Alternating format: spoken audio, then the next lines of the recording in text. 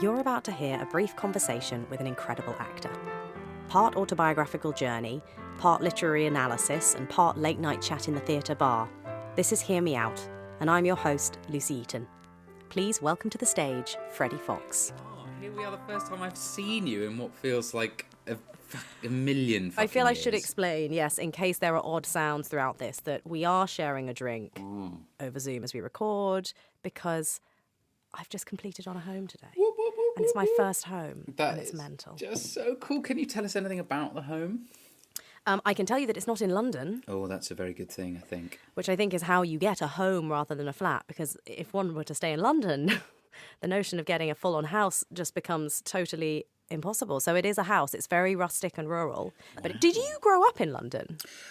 I did. I grew up in sort of Maida Vale, Little Venice area. So you are a city boy. I'm sort of a city boy, but I was brought up, so much of my childhood was spent in Dorset, which is where I went to school later, and where my family now live. I mean, my dad's more or less kind of retired now to Dorset, and that is very much where I feel my spiritual home Is it? is outside of London. Yeah, because that is always how I felt. And I do find it really interesting when you chat to people that are real city people at heart. They find the countryside very beautiful, but so boring. Well, I always wonder, I remember hearing, because one of my heroes is David Bowie, and I remember him hearing a quote of his, which is that he just hated being in the countryside. And I was like, oh, you're so almost perfect, David. You're so almost perfect. But I mean, for him or for anyone who has a life that is about, properly urban living, parties, music, cultural experience. It is a kind, London is the centre. Yeah, we are so lucky. It's an incredible city. So, thank you for coming on the show, Freddie. Oh my God, such a pleasure. What a treat. Just lovely to be able to revisit these wonderful speeches. And I have to say, you've picked one of my all-time favourites. So this is a good one. So go on, tell everyone what you picked. I have picked the St Crispin's Day, or St Crispian, depends how you pronounce it, St Crispin's Day speech from Henry V. And there are many reasons for this, which we'll get into, but at the bottom of it, it's just an amazing piece of writing, and one that I've dreamt since I was at drama school, or applying for drama school to play one day. Was it your audition speech? It was, yeah. It was my Shakespearean audition speech for all the drama schools, and I only got into Guildhall, so, I mean, but that Guildhall was unfortunately the school I really wanted to go to. I was about to say, it's a good one. I know, and I remember doing the speech in conjunction with, like, a weird hodgepodge of other things. I did it with a very sort of posh piece of George Bernard Shaw that my dad sort of forced me into doing because he thought it was proper writing. And then I did a piece of Glengarry Glen Ross, which couldn't be more wrong for. I mean, I wandered into the audition room, wearing chinos and moccasins and a sort of, looking ridiculous. I mean, frankly, a person who'd never lived any life beyond sort of the privileges of public schools, pathetic. And I came in and did this kind of impression of Alec Baldwin. It was stupid. Anyway, I then did Henry V and this piece of George Bernard Shaw, and I remember one of the panellists was Daniel Evans. An actor and director and now artistic director I admire hugely. And he looked up at me and said, "That was the most preposterous audition I've ever seen."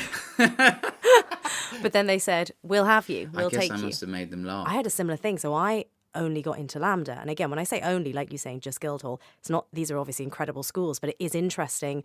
I don't know what your experience was. I got rejected from every other school without recall.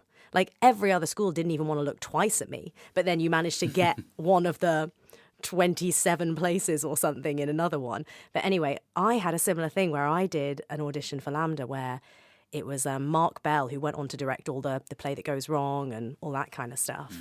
And he said something like, okay, can you not shout the next one at me?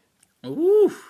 Yeah. Ooh, harsh. But then he was the one who obviously who gave me a recall. So I never know. I've always sort of wanted to maybe just once be on the other side of the table, just to see what it is about, someone doing the piece again and pretending to be Oh a my piece of God. spaghetti actually makes you go, oh yeah, no, this person's really got it, you know? Well, again, that same Mark Bell, that same director and teacher in my recall told me to do something like cling film. Yeah. And I think in a certain way, there's a bullying culture. There's a Yeah. bit of a, how much can you take? How much can you take and keep going? Which is, you know, there's so much of our profession is in that resilience that, you know, you do need. And if you can get through the kind of feeling of terrible shame and like you've done something awfully wrong, but then come back at it and try it and do it like a piece of cling film, you maybe you've got what it takes. You're made for life in the theatre. Well, we can't thank cling film for very much, but we could definitely thank it for you being the actress you are. Thank you so much. Before we move on from this, I have to say, when you said you want to be on the other side, I have a friend at the moment who is, she's done a lot of directing for drama schools, and she's been asked to help with some of the sort of virtual auditions. And she's had some excellent tips, which I'll share with you now. Don't do Fleabag unless you're Phoebe Waller-Bridge. Right. Don't do anything sexy. Maybe that's where I was winning. I was just so unsexy. That's what did it. Don't attempt a full face of contoured makeup. A few years later, I probably would have done that, but I hadn't got into my makeup experimentation by that point. So sorry. Back to Henry V. So you picked this as your audition speech. So you loved it back then. I mean, Henry V is one of my all-time favourite Shakespeare plays. And I think the fact that Crispin's Day is such a great speech is even more amazing when you consider the other speeches within that play that are insanely great. So why do you love this one so much? Why do I love this one so much? Well, I suppose it goes back to loving the character, the part, and why it's a part I so want to play is you've seen in the preceding play, Henry IV, 1 and 2, an extraordinary character arc of this guy who's a sort of layabout, loutish kind of prince who hasn't really got any prospects, but somewhere you sense and you begin to feel their hidden depths. And then over the course of the next 2 plays, those depths are revealed to be a kind of ocean of resourcefulness, of courage, of manipulation, of real elan. And it reminds me, I think by the time you get to Crispin's Day, he reminds me of someone who I've kind of admired. I mean, again, a completely different political context, but a very similar kind of charisma is Fidel Castro. I've always loved Cuba. I've always, the history of Cuba. I've longed to go there. I've tried to go there many times, and for whatever reason, work, usually I've not been able to go. But I've watched a lot of documentaries on him and seen lots of pictures of him in the way when he was talking to people. And he has, in Crispin's Day, qualities that are embodied by those great stars that make you go, I would follow you to the ends of the earth. And he does it with humour, he does it with sort of hot blood and with great sort of compassion, as well as manipulation. It's a wonderful smorgasbord and composite of all these different leadership qualities. And whether you look back on why Henry V was trying to steal bits of France off the French, and you look at it through, the post-colonial sort of eyes. Okay, yeah, he's probably not the great... Not all good. Not all necessarily all good. But, like David Bowie, not all good. I mean, exactly. But if you take that sort of postmodern reading of the politics aside, it's an amazing display from a real star. And I guess that's why it's a dream for me to play one day. I think it's interesting you mentioned the plays before, because you're so right. I hadn't even thought of that this play comes in the context of like a massive series. Like the history plays, they almost all interlink. It's like a great TV series. Absolutely. It's exactly that. It's like a kind of... It's closer to The Sopranos or an episode of The Wire or a series of 5 series of The Wire. It's got that, as you say, interconnectivity, which... Shakespeare, slightly fudges in order to make sure that certain people are there at the right time. But it's what Peter Morgan's doing in The Crown. I mean, it's exactly the same thing. And I feel it will never not be relevant. It will never not be exciting. It always is an examination of all the key things that human beings have built their societies on, whether it be, power, money, friendship, blah, blah, blah. It's all there. And in the immediately preceding the speech... Yeah. Henry has gone down into the camp of his soldiers and found that they're all almost on the verge of mutiny. They're all terrified of dying and feeling like he's not gonna. Maybe Henry V won't even ride into battle. Maybe he'll ransom himself and get away scot-free. And he's like, it brings up for him, I think, a huge amount of frustration and rage, because it goes back to Falstaff and all those soldiers in the earlier plays that Henry always judged as being ultimately, I think, weak. And then he's developed to this point where he goes, I can't fly off the handle. I have to accept the responsibility that comes with power, even if it's irksome and not particularly pleasant. And I'm going to rally these troops for something that I believe is important to us all and to our country. Yeah.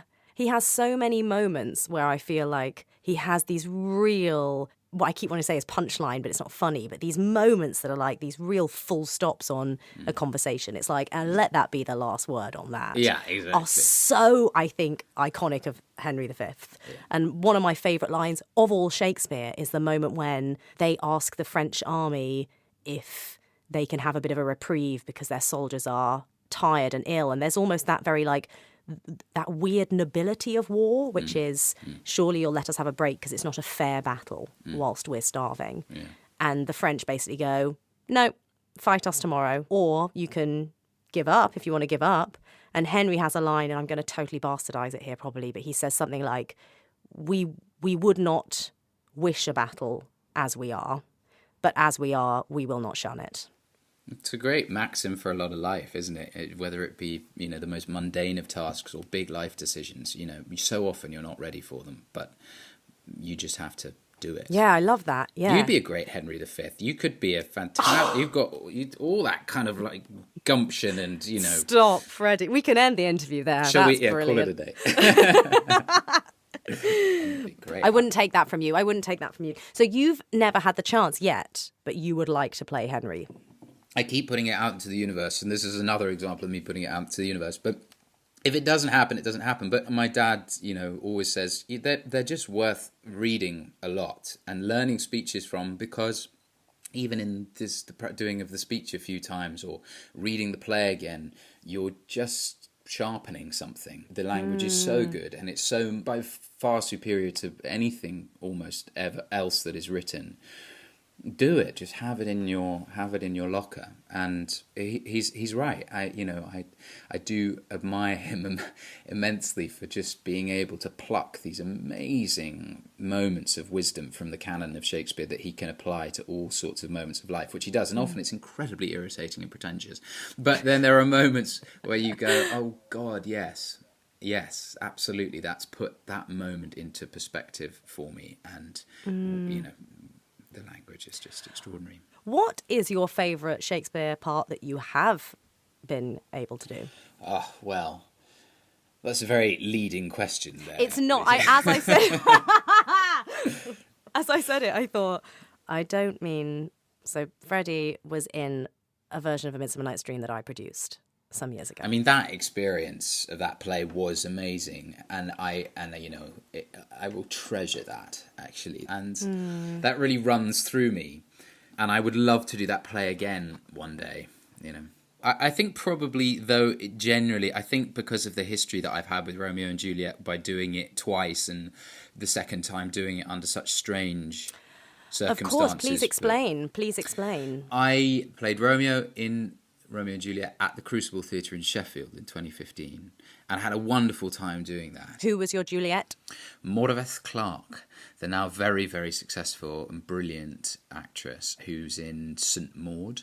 And anyway, I sort of put it to bed, and it was done, and it was a happy memory. And then my agent called me one day. I was down in Dorset, and my dear friend Lily James, who I've known since we were at drama school, we arrived in the same year, was playing it for Kenneth Branagh in the West End. And I suppose there was a time gone by when Lily and I had imagined doing it together and taking it, around together, and it didn't happen.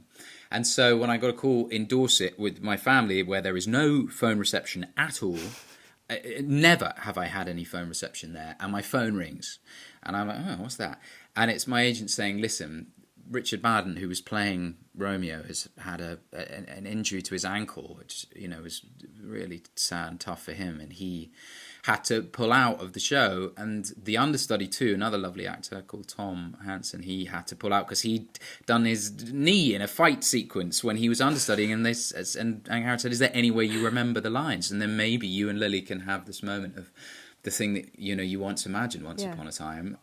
And you were like, I'm on a train already. Well, kind of. But I was like, do I remember this? It was a year ago that I did the play. How quickly between the phone call and the performance was it? Did you literally have to go on that night? I went up the next day. No, I did.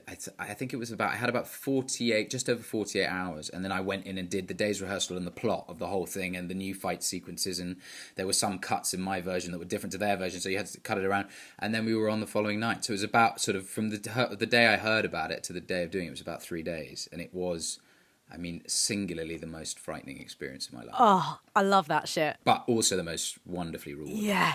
Yeah. I love that. I love that kind of stuff in theatre. I have to say, I actually get real kicks during previews because I don't know whether people who maybe aren't in the theatre industry don't realise just how much shows change during the preview period. And that preview period can be 2 or 3 days, or it can be 2 or 3 weeks. And so much changes, and it's a bit like, not quite as stressful as your situation jumping in the middle of it, but I really get a buzz from that. Okay, tonight you've got to implement these changes. And you get to a point where sometimes you're walking on stage and your brain's going, something is different in this scene.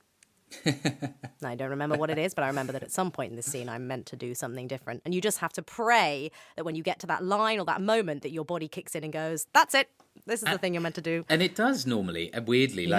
Like, I know, you're like, I remember being given something like 60 notes before a preview of the Judas Kiss. And I've got in a strop with the director, I got in a real strop. I was like, how am I supposed to remember 60 notes? And he said, it's okay, you don't need to get them all, but you'll remember them. And I was like, I won't. I can't even remember how to walk now. I don't remember how to. I mean, my hands. What's my name? What's my name? What do I do with my hands? And I can't even think. I can't remember these notes. And you get on stage, and then something happens. Something, the fear or whatever just makes you go, and you're super focused, and you go. Yeah. Well, that's often when the best acting happens as well, is when you're not thinking about it. So in a weird way, 60 notes is better than 2, because like 2 notes, you'd be aware, you'd be ready for them. Yeah, you'd be like, I've got to do that thing perfectly. Or a 60, you just got to let it all wash over you and hope that it all makes sense. The 20 stick. And it shakes you up. And it was like that. It was a very, very extreme example of that feeling of being... Yeah. I remember actually coming on the first night. Yeah. And I'd asked Ken Branagh if he would speak. Can you at least tell them that I've had no time for this, that I might end up crushing one of them as I jump off the stage, vomiting as I go. And he said, yeah, no, I'll do a speech. And of course, when the audience hear that, they get very excited. It's a little bit like, oh my God, anything could happen. He could die. Yeah. And I remember being a little bit late to the pass door for beginners. And the whole cast were looking at the pass door. Like I came into like a firing squad of eye lines, just going, thinking that I'd run away, and they thought that I wasn't going to show. I'd literally, anyway. The feeling at the end of that must have been amazing. Doing it with your best friend as well, like that, and having that. I couldn't have done it without Lil, and I wouldn't have been there without Lil. But to do it with your friend and having that element of it for free was quite something. How long did you get to do it? How many nights did you do? We did 3 weeks in the end. Oh, that's nice. But hard obviously hard for you, but hard for Lily as well. Like, that's a real challenge when you're doing something to adapt to, because even though you were obviously doing your best to step into the blocking, like you were saying about the fight choreography, all of that, you're still you. You're still going to be a very different Romeo from whatever Richard Madden was doing. I think so, but in a way, you know what it's like when you do a long run of a play. By sort of halfway through, there are nights where you're really feeling it, and there are nights where you couldn't be anywhere. You're not even close to the play. You're not even close to the theatre. You're so checked out that you're doing your shopping, in your head, and you're bored. Yeah. I think probably when something like that happens, you're like, oh, I'm not bored anymore. Absolutely. I'm really focused because anything could go wrong. And I think in that way, that really, put a little bit of electricity into it for a little while. You're so right. We actually had that in the last show I did before all of this ended, which was A Day in the Death of Joe Egg, I remember us finding out that Patricia Hodge couldn't be on for a couple of nights. And in a weird way, all of us were like, this is great. Not to not have Patricia, because she's amazing, but this is going to be amazing to have her incredible understudy, Becky Hanswick, came on. But just to, like you said, make us all sit up again and really pay attention and have to hold them as well, because, you know, you've got to support them and make sure that they feel secure and that they can do their job to help you do your job. I mean, it's such a... That's right. Such a gorgeous thing. You listen to stuff again, and you go, and then you suddenly examine moves and you've done and blocking that you've done, and you've gone, why did I do any of that? You suddenly hear it for the first time again. It's quite exciting. Yeah. Anyway, look, we must get back to the speech in hand. Yeah, we simply must. We must. And my favourite question to always ask is there a favourite line or a favourite image? In the speech or in the play? Oh, go on. I'll let you do both. I love. There's a bit in the speech that he has before, just after he's been to the camp with the other soldiers, and he's sort of blasting, having literally so much responsibility and none and no quietess. No, he can't. You know, a soldier with nothing. You know, nothing to worry about except the immediate, you know, thoughts of the battle tomorrow, can sleep quietly, whereas he has got so much going through his head and so much responsibility and so much worry that he's, you know, going to kill all these soldiers by going out against this massive French army, that he's like, I can't relax, I have nothing, and I would give up all of this kingly, trappings just to have a night where I, you know, of sleep and ignorance is bliss, that kind of thing. And he has this line which I just loved. The line is, not all these thrice gorgeous ceremony, not all these laid in bed majestical, can sleep so soundly as the wretched slave, who with a body filled and vacant mind gets him to rest, crammed with distressful bread. It's just so good.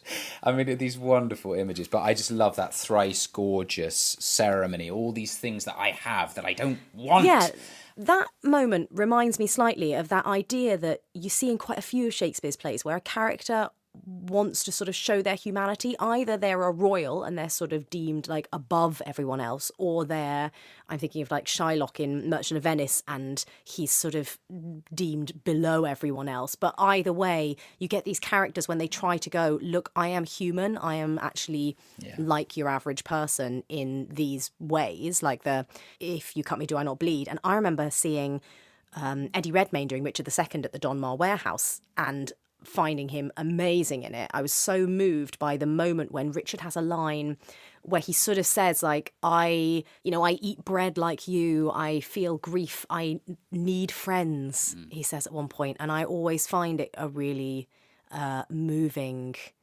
idea in many Shakespeare plays. Anyway, go on. In this speech, pick a favourite line from this particular speech, please. And, what is St Crispin's Day? Do you know what? Don't ask me that, because I don't actually, having not studied the speech for some time, I can't tell you.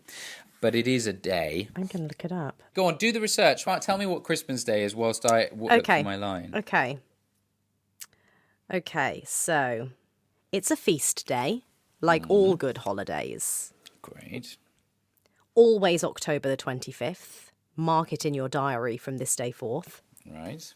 And then basically everything on the internet is like, it's a fabulous day that Henry V talks about. Maybe that's why I don't know very much about it. Clearly, there's not very much to say about it. I think probably it's when he starts talking about it. He starts, I mean, you could play it so many ways. He can start sort of lambasting them and angry with them, or he can tune into, you know, what they need immediately. But I think as it goes on, it finds a sort of a playfulness, a humour, and I love, he that shall live this day and see old age will yearly on the vigil feast his neighbours and say, tomorrow is St Crispin. And then I love this image. Then will he strip his sleeve and show his scars and say, these wounds I had on Crispin's day. And so I think that, and then into old men forget, yet all shall be forgot, but he'll remember with advantages what feats he did that day. Do you know, this is the only thing in the world that matters, because actually he's right. There are significant moments in your life that if you make it through them are probably the only things that you have at the end of your life, these amazing memories of a few choice achievements that you've had, and you go, oh, that happened to me, and that gives my life meaning.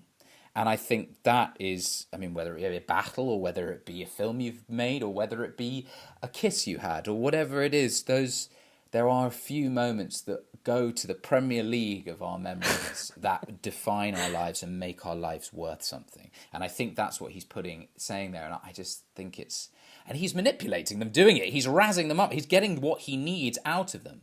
But it's true and beautiful.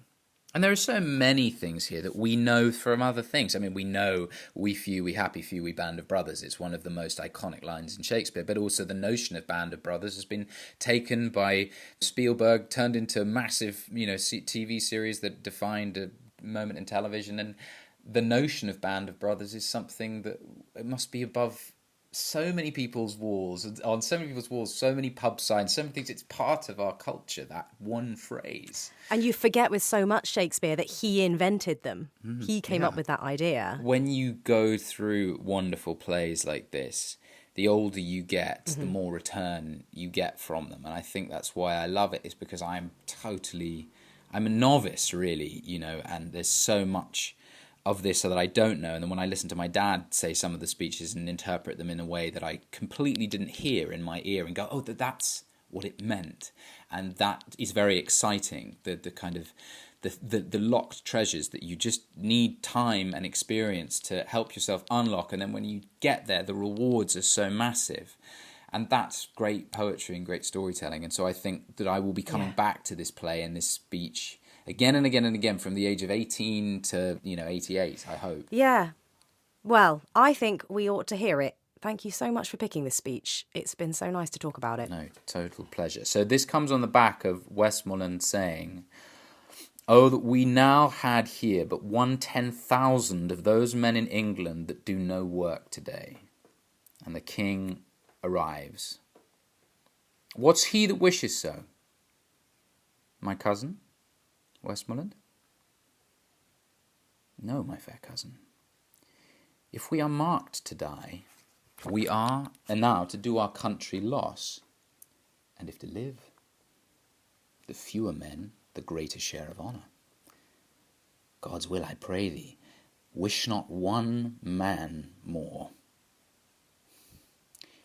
By Jove, I am not covetous for gold, nor care I who doth feed upon my cost. It earns me not if men my garments wear, such outward things dwell not in my desires.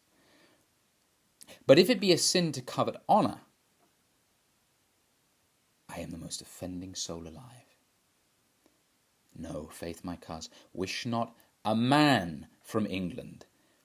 God's peace, I would not lose so great an honour as one man more, methinks, would share from me, for the best hope I have. Oh, do not wish one more. Rather proclaim it, Westmoreland, through my host, that he which hath no stomach for this fight, let him depart. His passport shall be made, and crowns for convoy put into his purse. We would not die in that man's company that fears his fellowship to die with us. This day is called the Feast of Crispian. He that outlives this day and comes safe home will stand a tipped toe when this day is named and rouse him at the name of Crispian. He that shall see this day and live old age will yearly on the vigil feast his neighbours and say, tomorrow is St Crispin. Then will he strip his sleeve and he will show his scars and say, these wounds I had on Crispin's day. Old men forget, yet all shall be forgot, but he'll remember with advantages what feats he did that day. Then shall our names, familiar in his mouth as household words, Harry the King, Bedford and Exeter, Warwick and Talbot, Salisbury and Gloucester, be in their flowing cups freshly remembered. This story shall the good man teach his son, and Crispin's Crispian shall ne'er go by from this day to the ending of the world, but we in it shall be remembered. We few, we happy few, we band of brothers. For he today that sheds his blood with me shall be my brother, be he ne'er so vile this day, shall gentle his condition. And gentlemen in England now abed shall think themselves accursed they were not here, and hold their manhoods cheap, whilst any speaks that fought with us upon St Crispin's day. Oh, bloody hell, I'll fight. It just makes you just want to go, yeah! Sign me up. Yeah, it's really good.